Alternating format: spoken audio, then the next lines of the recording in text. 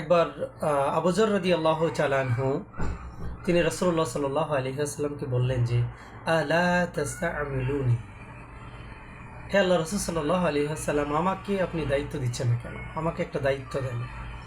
তখন রাসূলুল্লাহ সাল্লাল্লাহু আলাইহি ওয়াসাল্লাম তার কাঁধের উপর হাতটা রাখলেন, রেখে বললেন যে তুমি দুর্বল, আর এটা হচ্ছে একটা আমানত।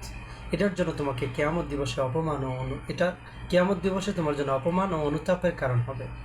তবে হ্যাঁ, যে ব্যক্তিটা এই দায়িত্বের হক আদায় করে তার ক্ষেত্রে এটা লজ্জা বা অনুতাপের কোনো কারণ হবে না। আবু যর রাদিয়াল্লাহু তাআলা আনহুকে রাসূলুল্লাহ সাল্লাল্লাহু আলাইহি ওয়াসাল্লাম বললেন যে তুমি দুর্বল, আর এটা হচ্ছে আমানত।